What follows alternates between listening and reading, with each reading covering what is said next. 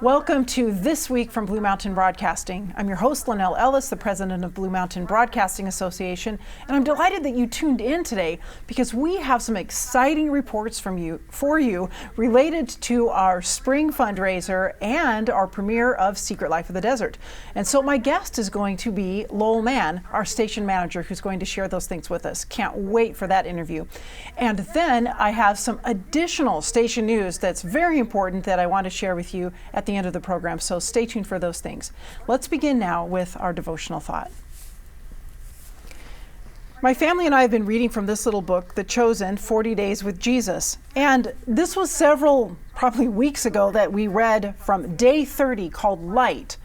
But it was such some important thoughts in this devotional that I really wanted to share it with you.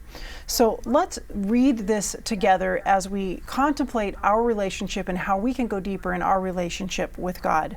It starts with a Bible verse from John 3, verses 18 and 19. Whoever believes in Jesus is not condemned, but whoever does not believe is condemned already, because he has not believed in the name of the only Son of God. And this is the judgment. The light has come into the world, but people loved the darkness rather than the light because their works were evil. Nicodemus came to Jesus at night to sit and talk and learn and hide. John's gospel doesn't specify that the meeting took place in the dark to keep his fellow Pharisees from seeing it, but Jesus' words implied as much. Until you're willing to step out of the dark and into the light, you're not with me. But let's back up. The passive aggression of the Pharisees was evolving into just plain aggression. The more Jesus taught and healed, the more he gained a reputation, and his audience was growing. Among the multitudes, there were some who believed Jesus was the long-awaited Savior, and rightly so. He was repeatedly saying as much, which was why the Pharisees were no longer hiding their disdain. There were murder plots in the works and outright attempts on Jesus' life, but the religious leaders tried to keep their plans under wraps because they feared a reaction of his followers. So it makes sense that Nicodemus, a renowned Pharisee with a reputation and a career at stake, was scared to be seen with Jesus. Yet the first thing he said in his secret meeting was, "Rabbi, we know you are a teacher from God, for no one can do the signs that you do unless God is with him." That's from John 3:2. He was right on the track. Jesus came from God, and his works were evidence of that. Typically, Pharisees were their own biggest fans. They were proud of their education, accomplishments, piousness, and zeal. And all of the above earned them status and power. That made it difficult for Nicodemus to know how to respond to the man who was clearly from God, and teacher was the highest praise he could muster. But Nicodemus' statement didn't go far enough, and Jesus' response, while gentle, didn't pull any punches. Paraphrased, it went something like this: "Because I'm God's son, whoever believes in me will have eternal life, and those who don't believe in me stand condemned. Although my purpose in coming wasn't to condemn, it was to save. But unfortunately, Nicodemus, what you count as worthy of salvation, your resume, your position, your ambition, your good works, I count as evil because they are the very things keeping you from following me now." Being unwilling to meet Jesus in the light of day was the picture of Nicodemus' unwillingness to follow, period. At least on that night. He didn't know it yet, but Nicodemus loved the darkness and all he'd built in its domain. It wasn't until after Jesus was crucified that the reticent Pharisee emerged from the shadows. Joseph of Arimathea, who was a disciple of Jesus, came and took away his body. Nicodemus also, who earlier had come to Jesus by night, came, bringing a mixture of myrrh and aloes, about 75 pounds in weight. They took the body of Jesus and bound it in linen cloths with the spices, as is the burial custom of the Jews. Now in the place where he was crucified there was a garden, and in the garden a new tomb in which no one had yet been laid. So because of the Jewish day of preparation, since the tomb was close at hand, they laid Jesus there. John 19:38-42. What caused the change? What made Nicodemus willing to publicly express his love for Jesus? Perhaps it was the unjust conviction at the hands of the Pharisees. Perhaps it was the viciousness of the Romans as they carried out the sentence. Perhaps it was the cheering of the crowd, the very ones Jesus taught and fed and healed. Most likely, it was the result of immense guilt, an attempt to make up for his previous cowardice. Whatever his reasons, the fear, pride, and disbelief that had kept Nicodemus in the dark no longer did. Awake, O sleeper, and arise from the dead, and Christ will shine on you. Ephesians 5:14. And here's a question or two to contemplate as you think about what we've just been reading together, as we think about the experience that Nicodemus had with Jesus. What about our own experience? Here's a question we could ask ourselves. What have I risked to follow Jesus, and what price have I paid?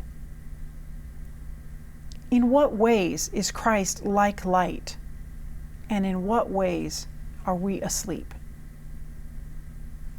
Here's another question. What in your life and heart are you still keeping in the dark, away from the sifting, transforming light of Jesus?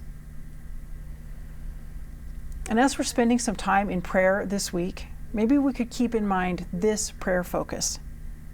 If there's any part of your life where you're either hiding your passion for Christ or hiding something shameful, ask God to light it. Stay tuned. I'll be right back.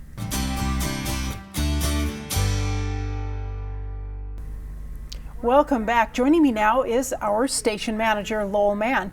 And Lowell, it is so good to have you as my guest today because you have some exciting news to share with us about recent events for Blue Mountain Television. Yes. Let's start with the spring fundraiser. We just completed that last week, and I know some of our viewers are still waiting to sort of hear about the final total and how it went and all those things. Yeah, it's been a wild ride at Blue Mountain Television for the last week and a half. Really busy for the staff. Yeah, really busy, but it's been good. It's been a blessing. Yes. And we started out with a fundraiser on May 15 and 16, I think it was. Or 16 and 17 16 or whatever and 17, it was. somewhere Monday and Tuesday. Monday and Tuesday.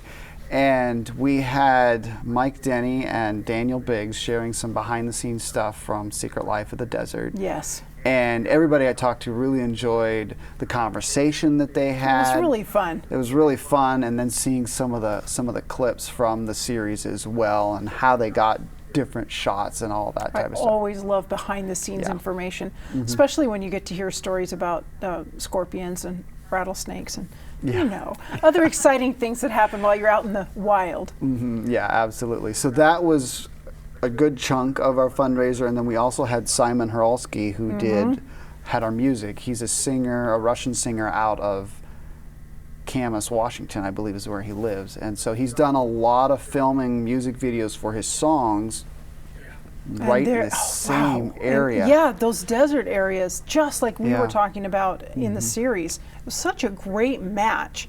It certainly was. And I'm inspired by his videography team, whoever they are.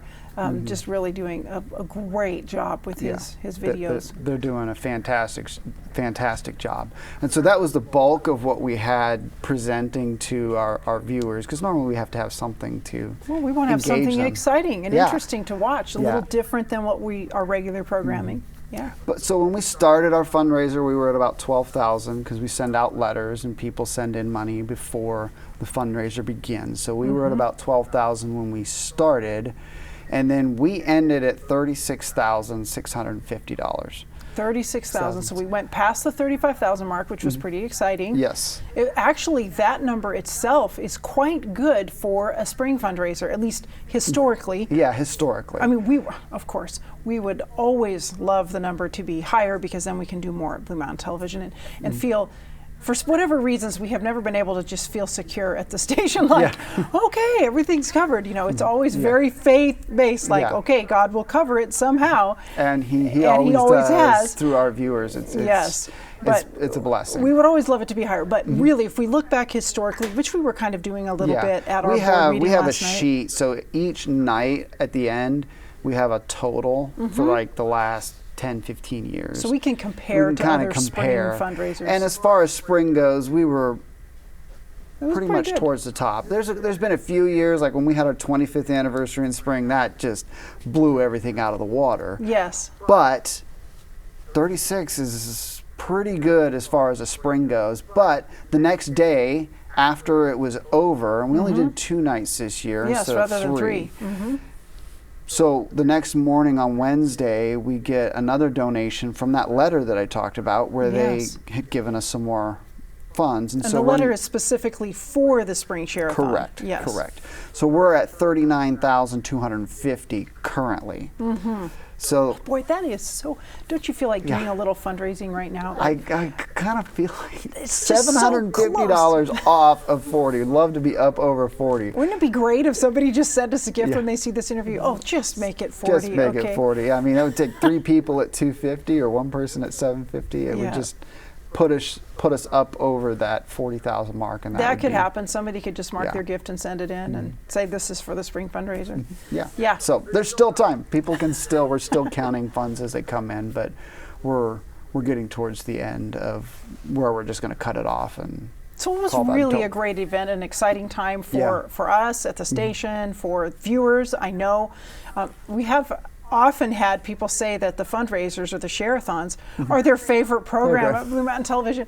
That always kind of makes me chuckle, because I'm like, really? We're coming and asking for funds? Money. But it is pretty fun. I mean, we're live. Yeah. And you don't get live television that often. And we're seeing the behind-the-scenes stuff. You're seeing all those music videos. You don't get those aspects regularly. And so that's we try to do something special that the viewers would enjoy there at our spring fundraiser. And we unfortunately do have some challenges. That first night we had a big power outage. So I was actually going to bring the power strip that we had. The evil power strip that failed. All of our equipment was plugged into one power strip, and it just said, I'd have enough. I'm done. And that power strip has been working there in that control room for I don't even know how many years. It's been a long time. It's just been doing fine. And then suddenly a few minutes, or I don't remember how many minutes in, but it was about 6:45, I think, on the first night, because it was just before Mike and Daniel took over. About 45 minutes in, it was done. But we had a lot of people who were here. We had several of our station engineer types who were here in the building, and our facility manager from Lowell University was still here. He should have already been home, but he was still here. So there were quite a few of us kind of crawling around on the floor for a few minutes. Trying to figure out exactly. But see, that's the other thing. It took us 10 minutes to get everything back up and running. Yeah. Which was pretty short. This is pretty short. It's a miracle in itself. It seems like forever when you're watching, but given we had to track down where the power failure was, and then find a solution. Yeah, find a solution pretty quick. So I'm grateful. We had people here to work on it, and we worked really quickly together as a team to get back on And we the also air. looked at the numbers at the end of that first night. Despite that hiccup, yes, we were pretty high on the list for the end of the first night of Fundraiser as well. So the Lord certainly has blessed. Yes. In spite of all Definitely. the challenges. And I'm grateful for the viewers didn't give up. You know, they came back to see if we were back on the air. Yeah, they that's didn't true. Just give up. Yeah, there was one volunteer like, well, maybe we should just cancel the first night and do Tuesday, Wednesday. But I'm we're glad like, we didn't because I'm glad we didn't too. I was Yeah. like, it wasn't. That was really early on in the Yes. issue, and I was like, no, we've got to wait and see if we can Yeah. find the solution. Yeah. Absolutely. So it just ended up to be a really special time, I think, for the viewers and for the station and growing and moving forward and funding our operating budget, which we certainly need to do.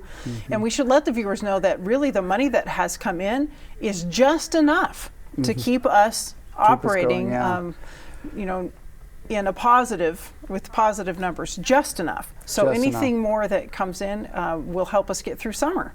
Correct. So, Because summer's usually, unfortunately, when you look at nonprofits, giving to nonprofits is way down in the summer. People are on vacation, they forget about it, and that's why at this I'm even going to go on a vacation and forget about the station for 3 weeks. That's why, you know, we were, one of the big pushes we had at our fundraiser was, let's get 200 people that can give $100 a month, and that covers Yes, our that's what monthly we really budget, need, and right? that's what we we need really those need. monthly gifts. Yes, And we have a lot of faithful people that are doing that. yes, Maybe not quite to that level, but yes. we Yes. do have a bunch of monthly gifts that are That's a very good helpful. point because it doesn't have to be 100 a month. Any regular monthly Correct. gift is very, very helpful to us at the station because, like we always say, Many every hands- month you have your Yeah. expenses just like your budget at home. Yep. And then And- we also say many hands make light work. It's really true. Everybody together, it's amazing. Some people can only give just a little bit, maybe $10 or something every month, but it counts. It all goes certainly in there does. with other people's gifts. It really Yeah, matters. Absolutely. So we mentioned briefly that one of the things we were featuring during the fundraiser was Secret Life of the Desert. So there's more exciting news about that. Yes. We had this past Sunday the premiere of Secret Life of the Desert, and we rented the Gesa Power House Theatre. A beautiful venue. We couldn't have found a better venue for this event. Yes. It's a spectacular place, and we presented to those people that came out for people that bought tickets and came to Yes. us. So we presented a conglomeration, or just kind of it the was like highlights, the highlights of from the first whole series. the whole Yeah. series of Secret Life of Yeah. the Desert. Yeah. And It so was about a little over an hour long. it was or about an something? hour and 11 minutes, if I remember correctly, seeing the actual length. Yes. And it was in 4K, Yeah. which if you saw it on that big screen, it was It was pretty neat. I got to pretty- see it twice. yeah. At As 3 did o'clock I. and at 7 o'clock. Yeah, and Yeah. you did too. And it was spectacular. The theater told us that this is the first 4K presentation that they have done at the theater. Isn't that fun for us? Yeah, that is fun because they've done lots of screenings and presentations before, but Absolutely. nothing in 4K. So they actually have a projector there in 4K, and you could see just a great detail. Yeah. In that. That was really neat. And we had, of course, Q&A Yeah, afterward. Q&A with Mike and Daniel, and that was special. It's always fun for an audience to be able to ask questions of the questions. people that created something. Yeah, absolutely. And so I think overall that event was well attended. We had, between the two showings, we think there was probably about 300 or more people that showed up. We're hoping to get official head counts from. Yeah, I think we will because there were ticket sales, so we'll Yeah. probably get that information from the Powerhouse Theater at Yeah. some point. At some But point. yeah, looking at who was there and how many seats there are. Yeah, I think so. They And- told me there was 167 at the first one, and that did not include all those people that walked up and bought tickets. And then there was Yes. over 100 for the second Yes. showing. So and each time it felt pretty full in there, so that was it really great. truly did. And another thing I noticed that was was enjoyable for us to see was that there were a number of people who came to see A Secret Life of the Desert who aren't regular familiar faces that we know are already supporters of Blue Mountain Television, or that we already know are connected with it in some way. That's true. Mike was telling Daniel, and Daniel told us that the mayor of Walla Walla, the chief of police, and there were some pretty high up people within our community that showed up here for the premiere, and it was exciting to see not the normal church folks that we're used to. Well, there were a few of those. There were too. some, but it was nice to see. The majority of the crowd actually was others. Yeah. And we noticed the same thing when we did Secret Life of the Forest at Maxey Hall a couple of years ago, that the bulk of those people that showed up were not they were community members. Yeah. So that was really, really fun, and exactly what we would like to see happen. That's who we want to share this It's a little bit of marketing of the station, because we were selling the DVDs of the forest and the desert. And some people are asking, what's Blue Mountain Television? Yeah, they're asking, what is Blue Mountain Television? So we're able to share a little bit about the station, and we had cards made up of when this program is going to air on Blue Mountain Television. That is the perfect segue to telling everybody who's watching right now. They might be sitting here going, well, I didn't get there to the Power House Theater, so how am I going to watch Secret Life of the Desert? Well, June 5, which is a Sunday evening on Blue Mountain Television at 7 p.m., it's going to be the first episode of Secret Life of the Desert. And then every Sunday following at 7 will be another episode for 9 weeks. Okay, so a new episode each Sunday, 9 weeks. Yeah, and then we do have a few rebroadcasts. So it's Wednesdays at 9:30 in the morning, and then Thursdays just before this show at 6 p.m. Okay. So if you miss it on Sunday, those are two spots that you could. So that would be the same episode that had aired on Sunday will air again on Wednesday and Thursday at those times you mentioned. Yeah. And then the next Sunday a new one, and then repeated Wednesday, Thursday. So there's 3 opportunities to catch each episode during the week. Okay. And then if people want more information about the series, they can go to secretlifetv.com. Yes. And there's lots of information there. They can also get copies of the forest and the desert DVD or digital downloads there as well. Great. Really good. Well, it has truly been an exciting week. It certainly has. For Blue Mountain Television, and I'm so glad that you could come and actually share with us about it and remind us of the way God has blessed over this past week and some of the exciting things that have happened. Yeah. Thanks for having me. Yeah, thanks, Lowell. Stay tuned. I'll be right back with some more station news.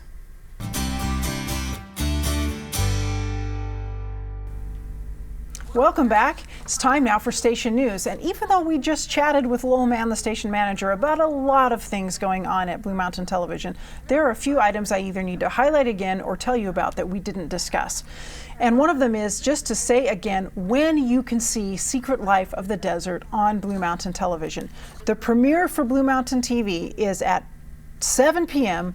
on Sunday, June 5. So mark that on your calendars. Sunday, June 5, 7 p.m. Tune in there. That'll be the very first episode. And this is different than what was premiered at the Power House Theatre, by the way. This is the full episode. Episode 1 of Secret Life of the Desert. And then each following Sunday, you'll see the remaining episodes in season 1 for 9 weeks. And remember that if you miss it on Sunday, you can see that episode again the following Wednesday at 9:30 a.m. or Thursday at 6 p.m. right before this show comes on the air. Now, another programming highlight that you need to be aware of is the Walla Walla University graduation on Blue Mountain Television. This is a long-standing tradition.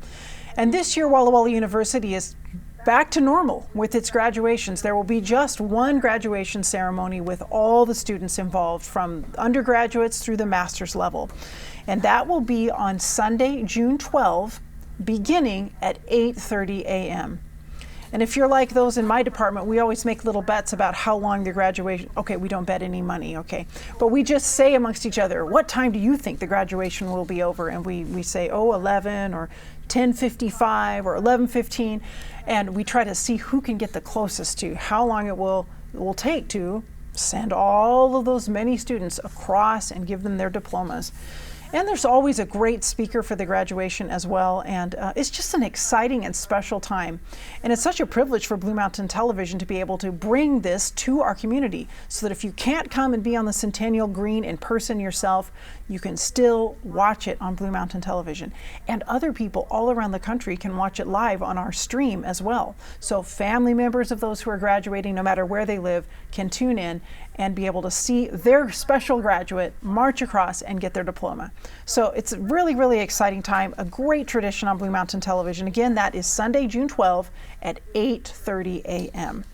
And that will just go until it's finished.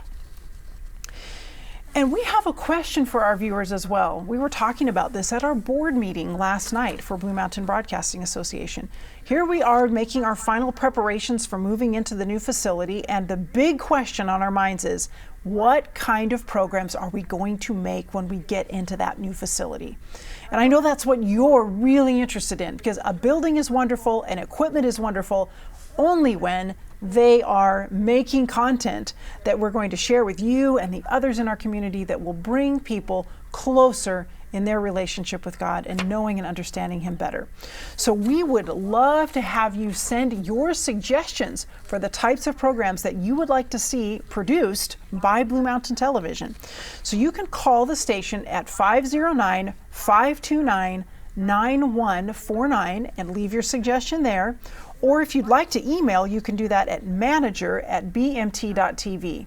Manager@bmt.tv. And so we are waiting to hear from you. We also laid out some priorities a couple of summers ago for what we would like to do when we are in the new facility, and some of the priorities for how we would like to reach people for God's kingdom. And we will be revisiting all of those notes that we have from those wonderful discussions we had as we're thinking about what kinds of programs to create once we are in the new facility. So this is getting exciting as we're looking forward to what to do, and we would love to hear your feedback. And as Lowell and I already mentioned when we were talking together, your gifts to the station are absolutely vital, especially those monthly gifts. And right now with our spring fundraiser, we're just breaking even at Blue Mountain Television with our budget for the year. And we know we're going into summer, and so we're needing some extra monthly gifts during this summertime so that we can keep the station going in a really healthy way as we move into the future. So thank you for your prayers, your gifts, your interest in the station, and for telling other people about it so they can tune in and watch some of the same programs that you enjoy as you're tuning into the station. Appreciate you watching today, and I will see you next time.